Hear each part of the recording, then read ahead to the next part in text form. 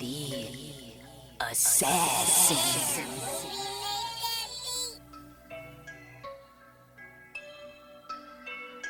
You know I break necks, call me Jack Tate. I have no regrets while your life is fading. I'm a crazy fuck equivalent to Satan. When I'm behind the mic, I feel like the greatest. You know I break necks, call me Jack Tate. I have no regrets while your life is fading. I'm a crazy fuck equivalent to Satan. When I'm behind the mic, I feel like the greatest. What up, y'all? You're listening to Sports Talk with Tropp, and I'm your host, Katie Tropp. Well, week one has been fucking awesome. We had a great weekend of games. I mean, we had overtime games, we had back and forth games, we had comeback from behind games, we had terrible performances, we had great performances, we had a bunch of dudes getting signed, signing big-ass contracts. So let's get right into it, beginning with the Friday night game that we had in Sao Paulo, Brazil, between the Packers and the Eagles.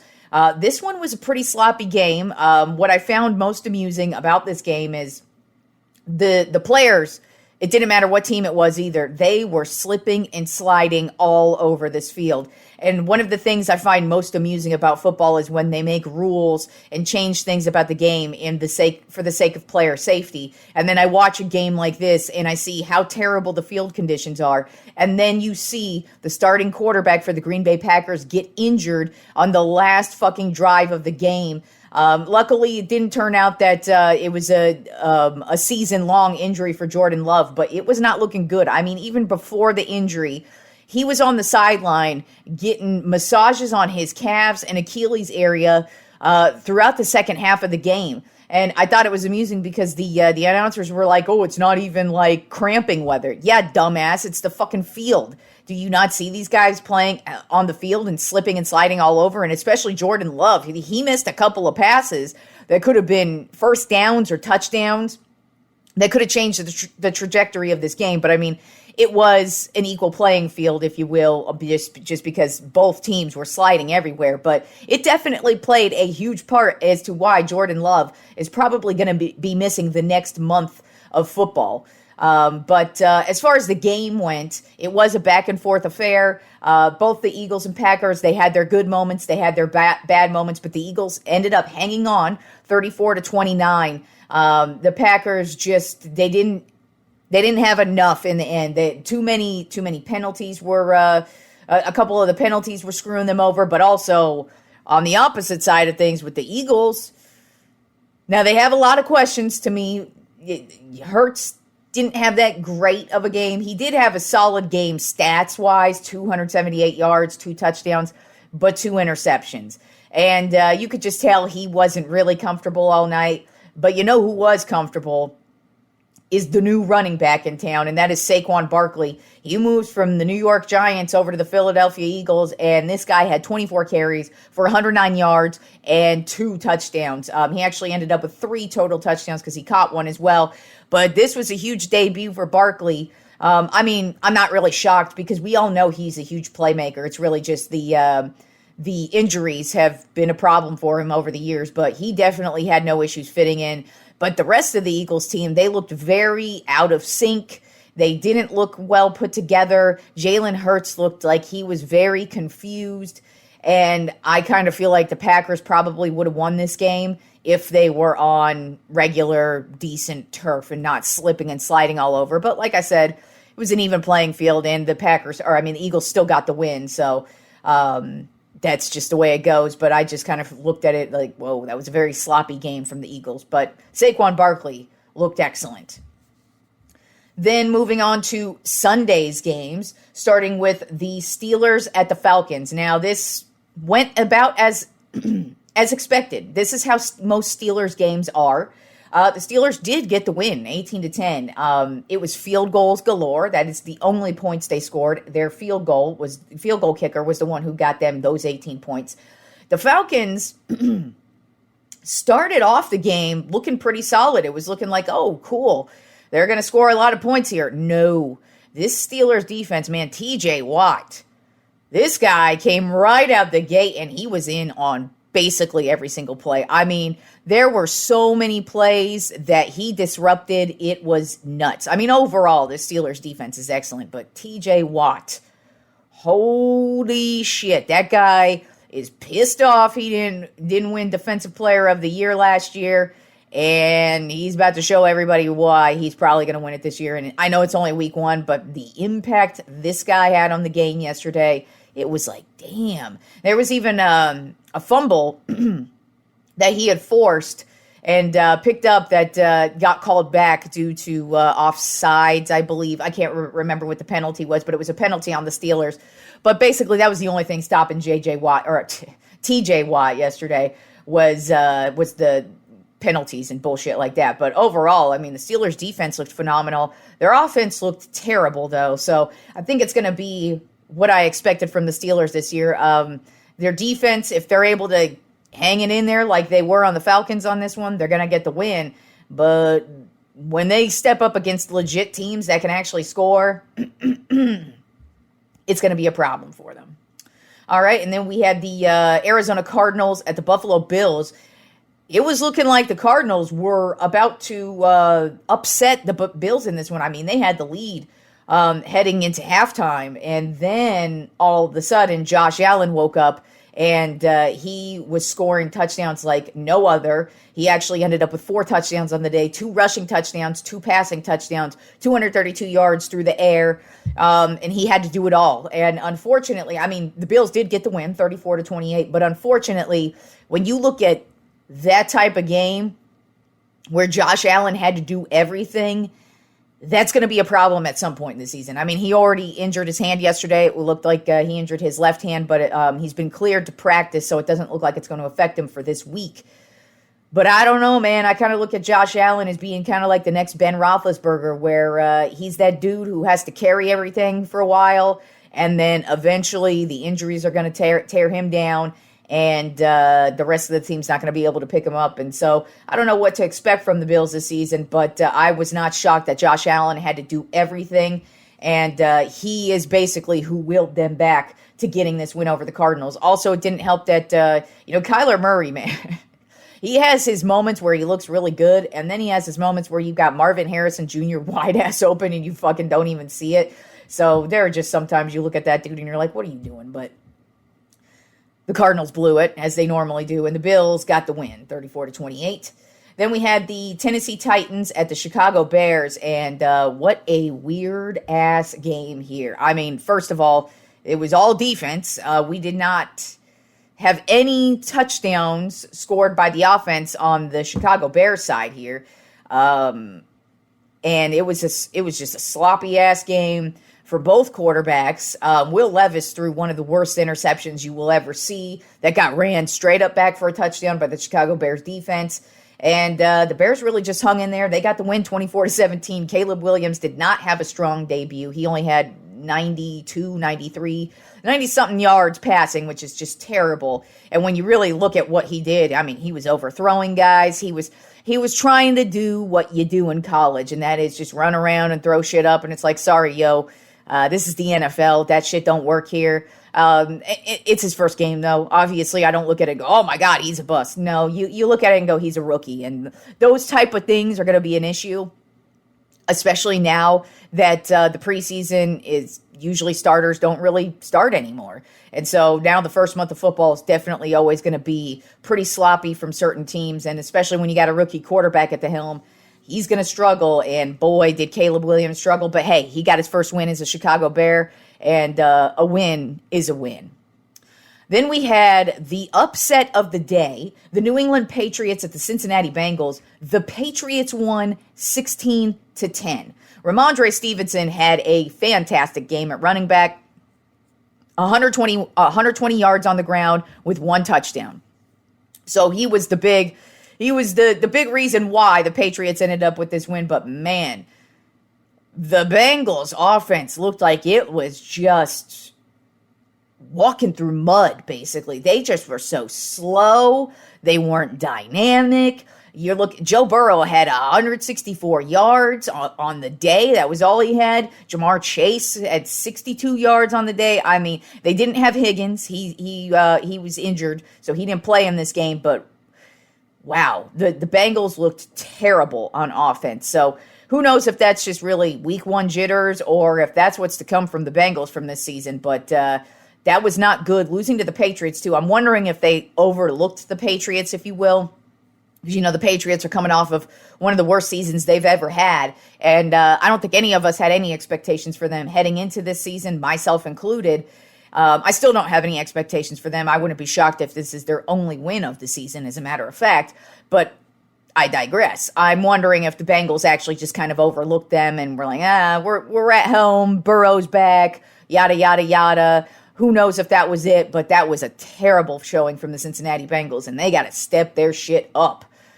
Because that's the way they're playing against one of the worst teams in the league. They got the Ravens in their division. They got the Steelers defense in their division.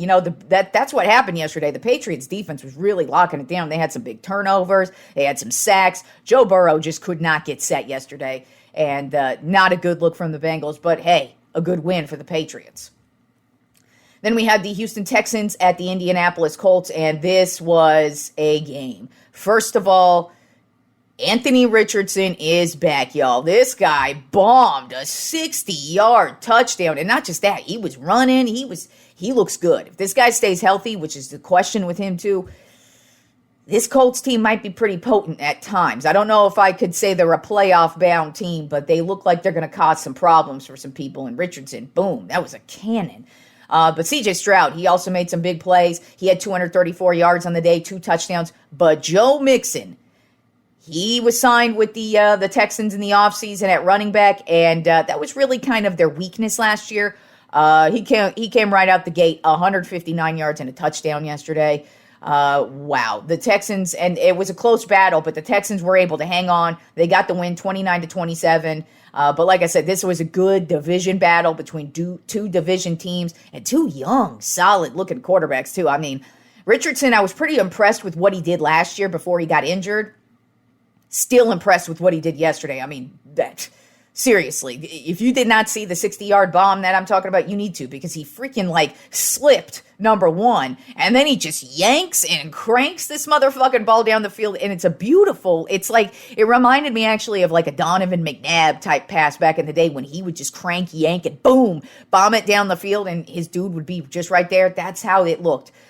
So, I mean, even though the Colts lost, I think it was a very good showing for them, especially against a solid Texans team. But this Texans team looks as good as I expected them to be to start the season. Then we had the Jacksonville Jaguars at the Miami Dolphins. This was a close one from start to finish. Looked like the Jaguars were running away with it for a minute there, but then the Dolphins started to make a comeback. ETN fumbled the football in the red zone. It looked like he was about to score a touchdown, and boom! Dolphins defender punches it right out. They're able to get the ball back, and then they just started scoring. And the Dolphins win on a walk-off game-winning field goal, 20-17.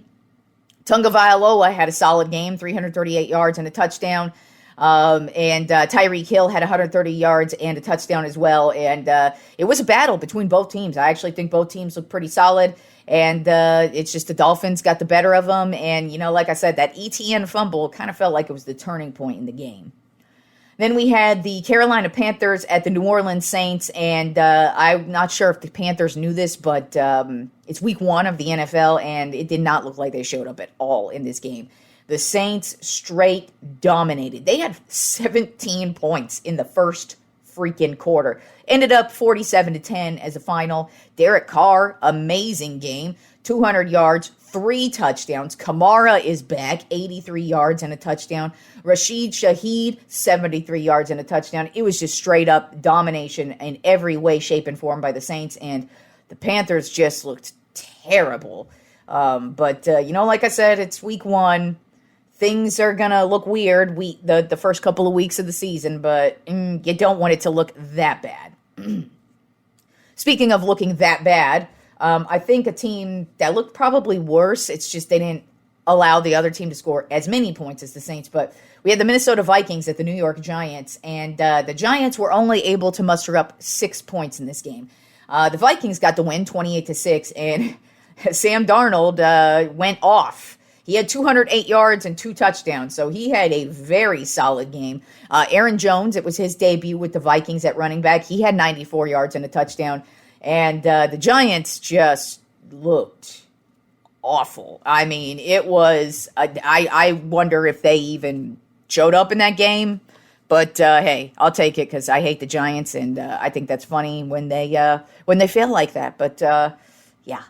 Pretty terrible game from the Giants. And the Vikings, I don't know what we're going to get from them. I'm still not really expecting much, but hey, I'm sure they like to see Sam Darnold play like that in the first week. Then moving on to the afternoon games, my Dallas Cowboys at the Cleveland Browns. I absolutely loved everything about this game because the Cowboys dominated this game in all 3 phases of the game. They got the win 33-17. But I mean, Dak Prescott had a solid game, and he just signed the biggest contract in NFL history. Dude's getting paid $60 million a year. And I know there's people with opinions all over it. My opinion is Dak does not set the market. He was getting paid wherever he was going next year. This $60 million, he would have got paid by another team that same exact $60 million. So I know some people are feeling some type of way about it, but to me, it's not Dak's fault that the market is what it is. And you know what? The dude has put up with a lot of bullshit being the Cowboys quarterback, and he doesn't cry about it like some motherfuckers. So quite frankly, I have no issues with Dak Prescott being my quarterback. But it was nice to see both he and CeeDee Lamb, who just signed their big contracts, both show out. CeeDee had some big plays yesterday. Zeke, he's back. He had a touchdown. And then the defense. Oh my God. We had a couple of turnovers. I love this new cornerback. We've got Carson. He was locking it down. So once we get Bland back, ain't nobody getting past. I mean, it's going to be pretty difficult to not throw an interception against Diggs, who had an interception yesterday. First game back from his ACL injury from last year. So good to see him back. Micah Parsons was in on pretty much every play. He was such a game changer yesterday. But let me tell you what I was most impressed with. That offensive line of the Dallas Cowboys. So as I said, The concern with the Cowboys this year for me was the offensive line / running back position. The offensive line only because we lost a couple of real key starters. But then I said to myself, we are excellent at drafting offensive linemen. And the guys we got in the draft this year and picked up along the way in free agency, they paid off. And our rookie, Guyton, was going up against Myles Garrett yesterday. Myles Garrett is the reigning defensive player of the year, and the Cleveland Browns were the #1 defense last year. There are 0 changes to this defense. As a matter of fact, it's better because they were completely healthy yesterday. And I mean, this Cowboys offensive line, it looked like Myles Garrett was going to be a problem the first couple of drives because he caused a fumble. It looked like he was going to be on Dak's ass all day. He was not. He was pretty much nothing, non-existent from the second quarter on, and that is extremely impressive, in my opinion. It was also hilarious to see how terrible Deshaun Watson looked, and hopefully he continues to look that shitty, but yeah, he looked terrible. But I loved that game from the Cowboys yesterday. Solid win in all 3 phases. Hell, the kicker, he would have had a 66-yard field goal, good. But unfortunately, there were some issues with the clock. It looked like the Cowboys thought they had more time on the clock, and they did not. And so time ran out, and they had a delay of game and bumped them back 71 yards, which I wish they would have just gone for it anyways, but they didn't. But it was crazy because he still kicked the 66-yarder, and it went through perfect. I mean, this Aubrey guy is going to be a problem. And then Turpin, he had the punt return for a touchdown. So Cowboys were dominating, and I know the haters are upset about it because they can't sit around talking shit all week. But hey, who knows? It's only week 1. Maybe you'll have the rest of the season to do it. I'm sure you will at some point because you are more obsessed with the Cowboys than you are your own team. Anyways, then we had the Las Vegas Raiders at the Los Angeles Chargers, and the Chargers did what they're supposed to do, and that is beat up on the Raiders. They won 22-10. And speaking of another new face in a different place, J.K. Dobbins, running back now for the Los Angeles Chargers. He made a big impression yesterday with 135 yards and a touchdown on the day. And really just an overall solid day from the Chargers and a good win for them. But, I mean, they were playing the Raiders, who I have very low expectations for. But you look at it, it is a division rival. No matter what, it's always a big win when you beat a division rival. Then we had the Denver Broncos at the Seattle Seahawks. The Seahawks got the win 26-20.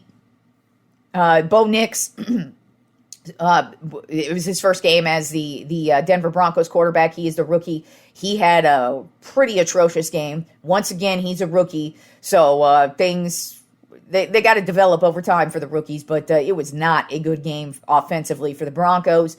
And the Seahawks had their struggles at times, but their guys still produced. Geno Smith, man, this guy, he went off. He had a huge run for a touchdown. Then he also had 171 yards and a touchdown through the air. Kenny Walker III, he had 103 yards and a touchdown. Tyler Lockett had 77 yards. So the Seahawks were able to put it together under this new head coach they've got. So we'll see what happens with them. But I wasn't really impressed with either team. But I felt both teams were going to struggle. But, man, Bo Nix did not help his team out at all yesterday.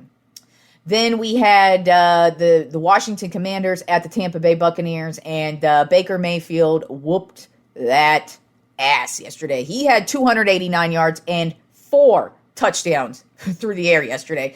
The Bucs ended up smashing the Commanders 37-20, and honestly, it really wasn't that close. I mean, it was just the Buccaneers run away from the get-go. Chris Godwin, he added in 83 yards and a touchdown. Mike Evans also had a touchdown, so he went to his normal dudes, but Baker Mayfield just was surgically ripping apart this Commanders team. And it was also kind of funny because, like I said, Deshaun Watson sucked fat ass for the Cleveland Browns yesterday. And, Baker Mayfield used to be the starting quarterback up in Cleveland, and he's actually had a pretty good tenure down here in Tampa. And that's a pretty solid start with 4 touchdowns because he looked good. He's got a lot of weapons. When you got Godwin and Evans out there, yes, you got 2 excellent receivers. But, man, the passes this guy was making yesterday, he was surgical with the football. And then the Sunday Night Football game, it started out pretty slow and boring in my opinion, but then it actually got good in the second half, and we actually ended up with the first overtime game of the season between the Los Angeles Rams and the Detroit Lions. They were both very, they started out like it was going to be a good high-scoring game, and then these two just could not put together a drive at all. Then the Lions were finally able to get something going, and then it finally became a matchup where it was like, we're going to score, you're going to score.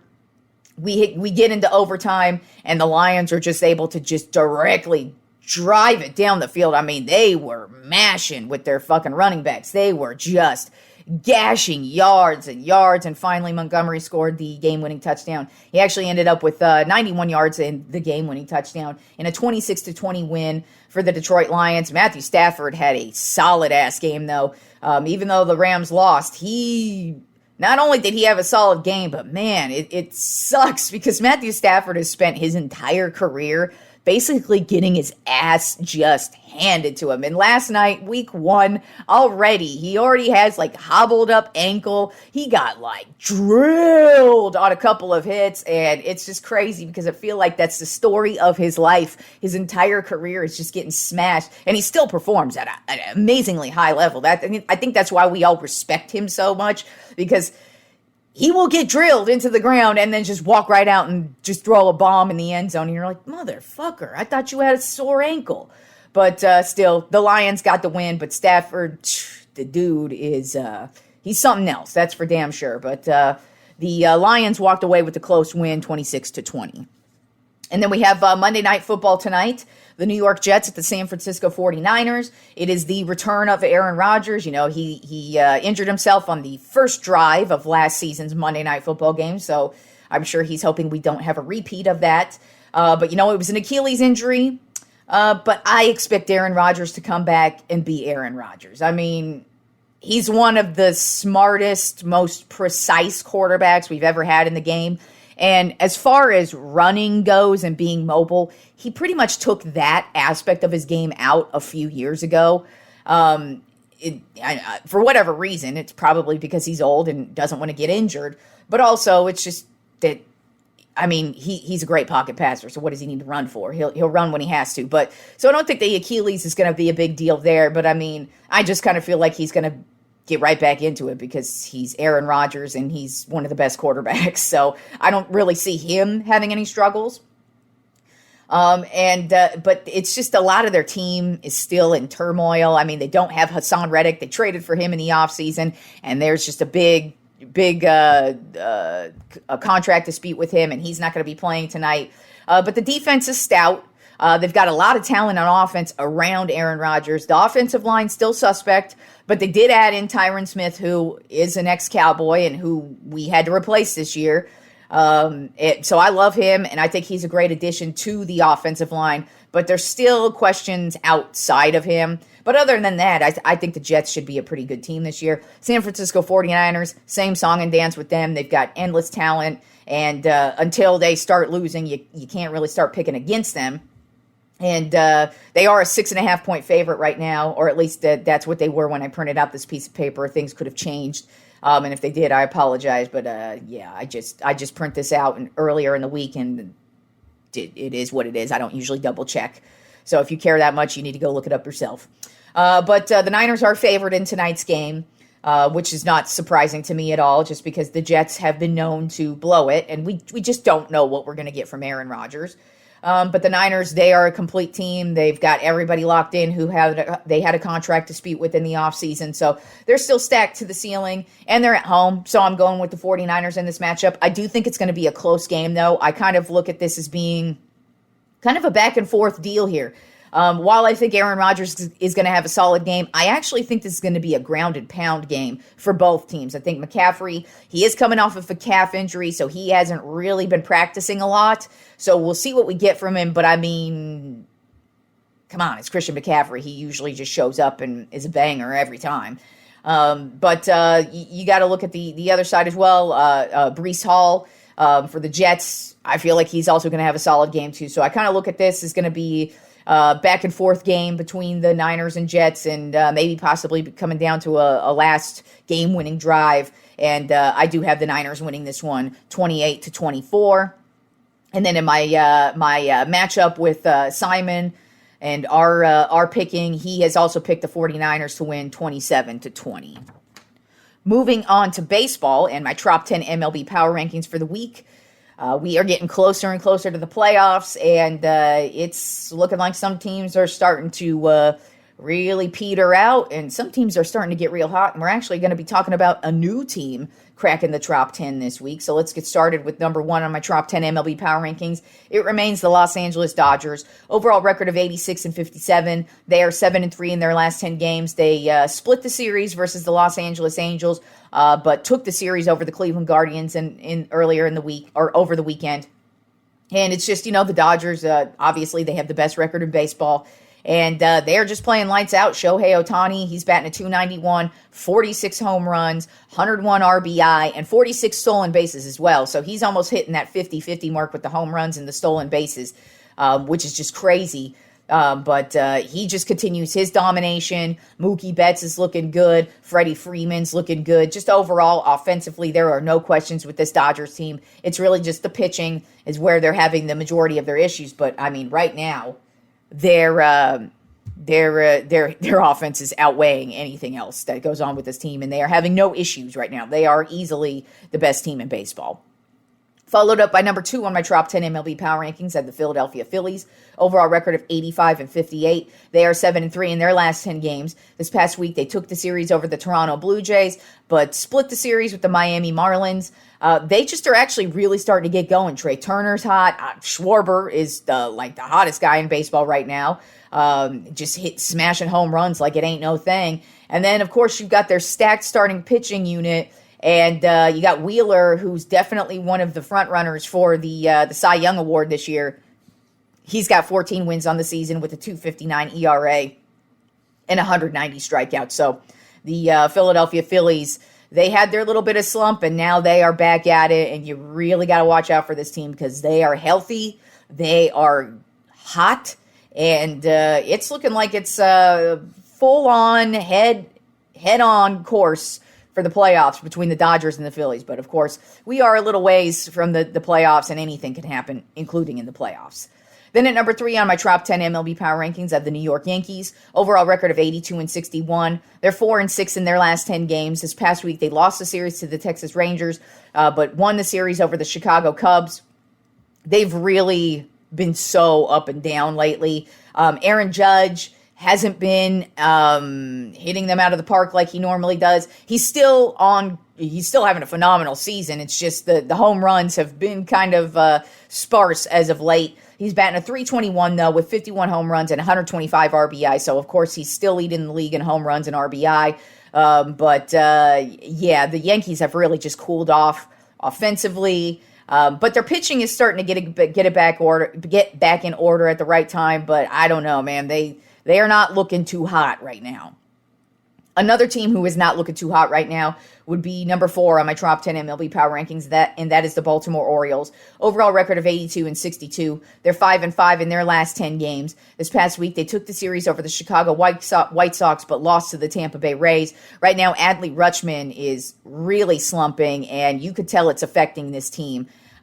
Just because both the Yankees and Orioles, they're like having very identical seasons. You know, they get real hot, they get real consistent, and then all of a sudden you're like, what the fuck's going on here? Now they're both just rotating who's leading the division basically on a daily basis. But now it's like, who's the worst team of the two? And neither one has found any consistency over the last couple of weeks.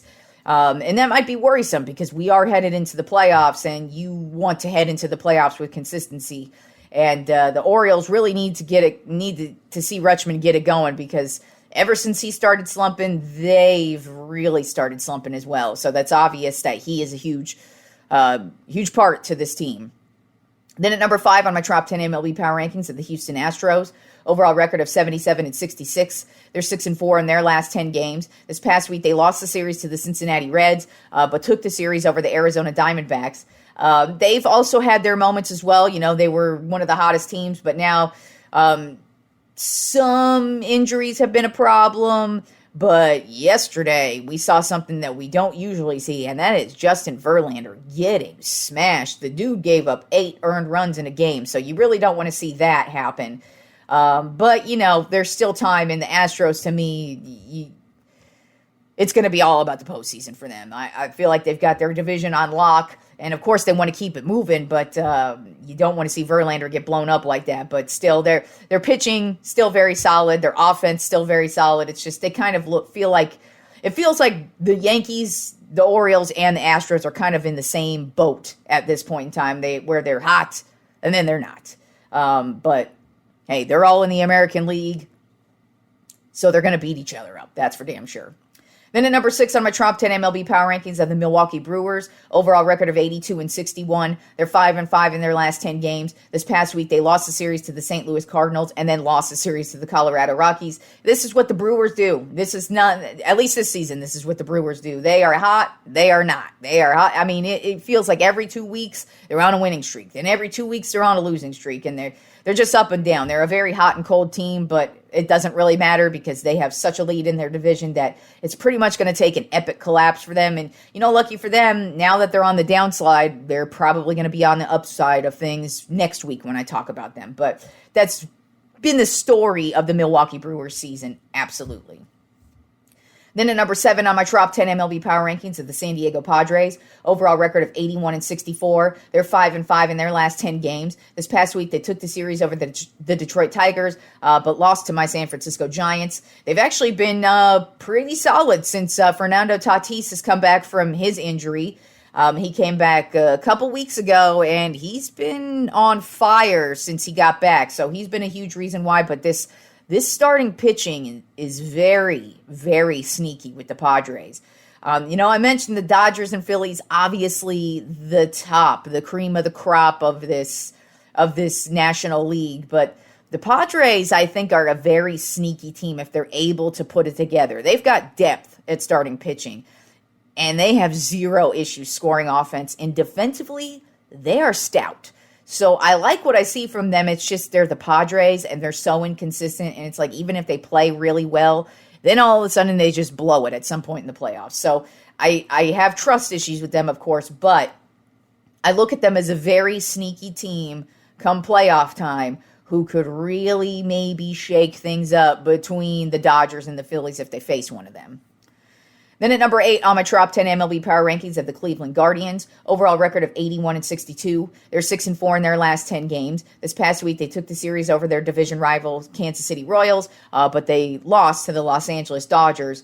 And it's just the Guardians, they've been very inconsistent as of late. They still hold the lead in their division, but like I keep saying, wouldn't be shocked if they lose it. But beating out the Royals earlier in the week definitely helps them out in that department. But the Twins are also starting to streak now as well.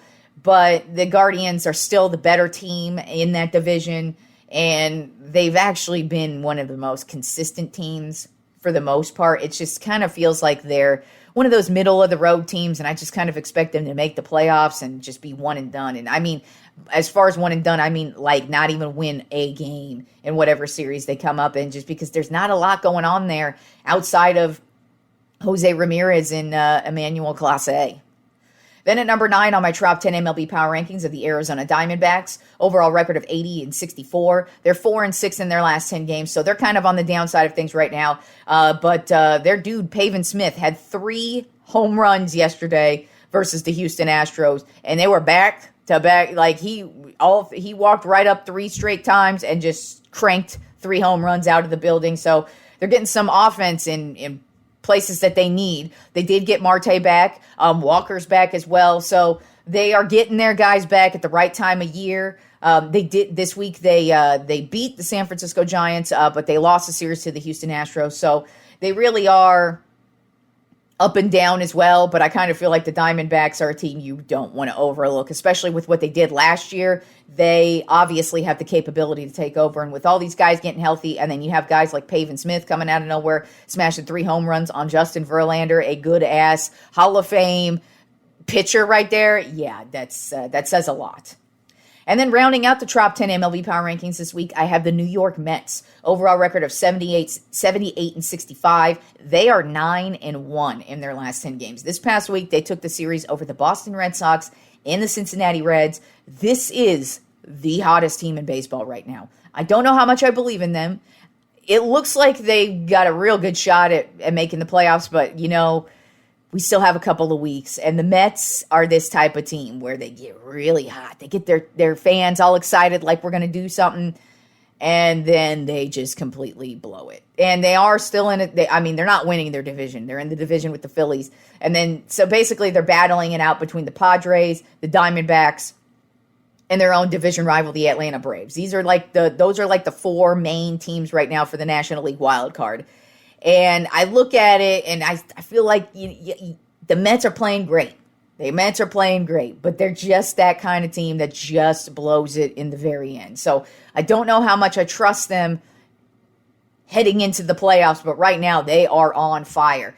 Lindor, this guy is having an MVP season, especially as of late. He's batting a .270 with 30 home runs and 84 RBI. Then you also have Sean Manaea having a fantastic starting pitching season out of nowhere as well. It kind of felt like Manaea was on the way out of baseball and just kind of the next journeyman who's going to come in, do work, maybe give you a good game here and there. No, he's actually been having a solid year. 11 wins, a 3.43 ERA, and 163 strikeouts. So he is looking solid. This team is looking solid. But like I said, with the Mets, I don't trust them just yet, especially with the Braves, because, you know, the Braves, they still got it. And then when I look at the Padres and the Diamondbacks, I actually think they got more of a shot than the Mets do. But the Mets are the hottest team. Got to give them their props while they are hot. And who knows, maybe they'll keep it up. They do have a solid team. I don't look at them as a World Series threat, but hey, who knows? Maybe they could fuck shit up come playoff time, but they got to make the playoffs first. So we'll see what happens there. But they did crack the Tropp 10 this week because they are the hottest team in the league. All right, y'all. enjoy the rest of the week of sports. And remember, now that it is football season, we now get Wednesday shows because I've got to do my NFL power rankings. So Wednesday shows are going to be power ranking shows and basically going over college football because if you didn't know, there was really there was a couple good games this weekend, but the number one fantastic game of the weekend was the fucking Texas Longhorns smashing the national championship winners, Michigan, in their own house. So that was fantastic. But we will talk more college football on Wednesday shows.